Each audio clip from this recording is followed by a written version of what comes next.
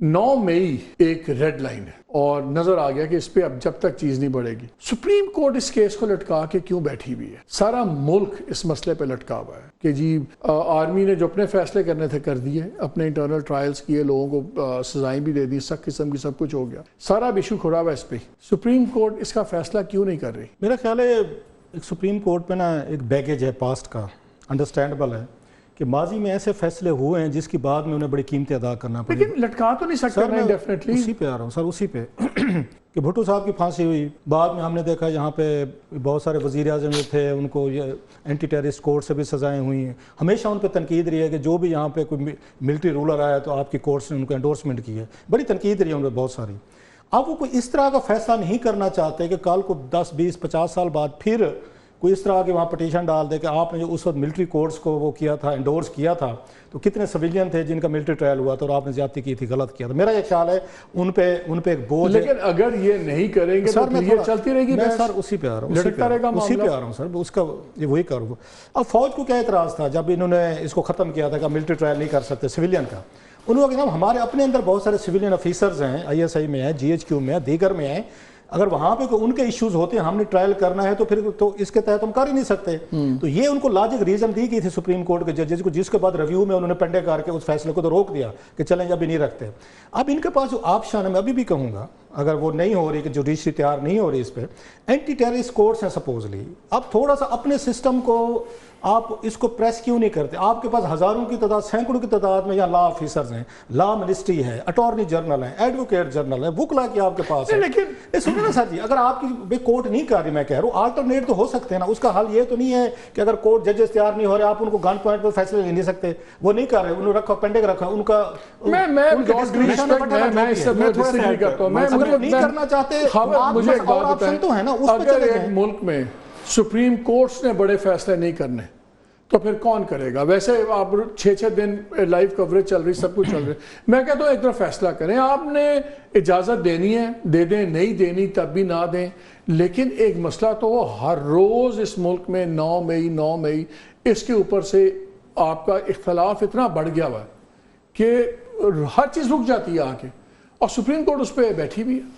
لیکن میں جو چیزیں آبزرو کر رہا ہوں, ججز چھوڑ دیں اگر ایسے فیصلے نہیں کرنے, پھر اپنی جگہ چھوڑ دیں. صاحب دیکھیں کلاس صاحب ابھی جو بات کر رہے ہیں نا, آپ کو پولیٹیکلی آپ کو نظر آیا بوتھ پیپلز پارٹی اور نون لیگ کو کہ یہ جو اسپیشل سیٹوں کا معاملہ ہے, اب مطلب یہ سیٹیں گئی بڑا مسئلہ ہو جائے گا ہمارا, وہ بھی with in the house and all that, with no time آپ نے وہ قانون سازی کر آ کے تو پاس کر لیا.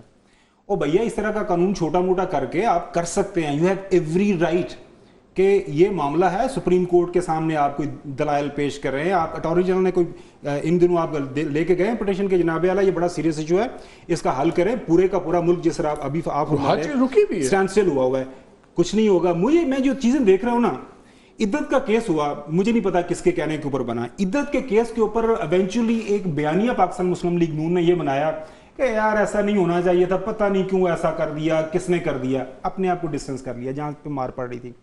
سائفر کا معاملہ ہے, آپ نے جناب اعلیٰ آتے ہی ایک نیشنل سیکورٹی کمیٹی کی میٹنگ کر دی. اس کے بعد آپ نے کہا جی میں اس کو ایک اسپیشل پارلیمانی کمیٹی اس پہ بنائیں گے, اس کے اوپر تفتیش کریں گے سارا کچھ. آپ نے دیکھا کہ اس کے اندر جو بھی معاملات تھے اس میں کچھ حقیقت تھی یا نہیں تھی. آپ نے کہا یار ہمارا مسئلہ نہیں ہے, اسٹیبلشمنٹ جانے تو عمران خان جانے.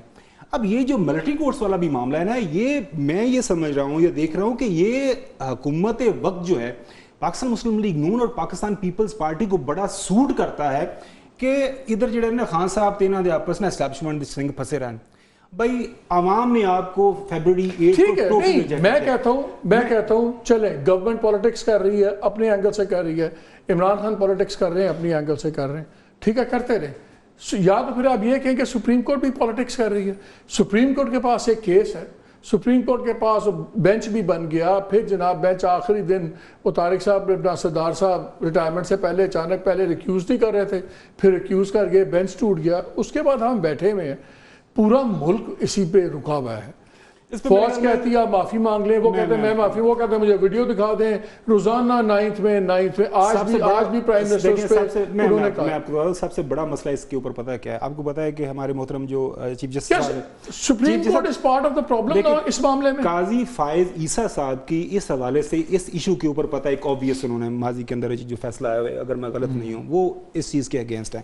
اب وہ میرے خیال میں وہ یہ سمجھ رہے ہیں کہ میرے باقی 2 مہینے رہ گئے ہیں، 23 اکتوبر کو میں نے چلے جانا، تو یہ جو باقی معاملہ میرے بعد ہی سارا ہو، ہر کوئی اپنے آپ کو بچا رہا ہے eventually at the cost of country. آپ کی 100% بات درست ہے. میں کہتا ہوں کہ پاکستان مسلم لیگ نون جو ہے نا، بڑی پولیٹیکل پارٹی ہے، پنجاب سے ہیں، ہم نے دیکھا ہے ان کو اپنا نام جو ہے نا PMLN 9 مئی کر دینا چاہیے. وہ صبح سے لے کے دوپہر شام تک نا 9 مئی کے پیچھے ہوئے. واقعہ ہوا ہے، بالکل اس کے اوپر تحقیقات ہونی چاہیے. جس کس نے اس کے اوپر جرم کیا ہے، عمران خان نے اگر پلان کیا ہے، اس کی پارٹی نے پلان کیا ہے، انہوں نے پراپر طریقے سے ساری چیزیں کی ہیں، تو بالکل شواہد لائے جائیں. عمران خان نے بیان دے دیا. اچھا مجھے یہ ایک چیز بتائیں مالک صاحب، اتنے زیادہ شواہد آپ کے پاس موجود ہیں کہ جی یہ اس نے عمران خان نے سارا کچھ کیا ہے. یار آپ کے اس کے باتھ روم کی وہ ٹیب کھولنے کی تو آپ کے پاس وہ موجود ہے ریکارڈنگ، تو وہ ٹرائل پہ آئے گا نا، تو وہ بھی سارا پیش کریں. مجھے ایک بات بتائیں، صبح دوپہر شام پریس کانفرنس کرتے ہیں.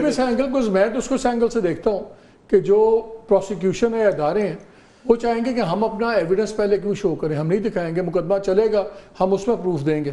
وہ پہلے کیوں court of public trial, court of public opinion میں کیوں لڑے مقدمہ؟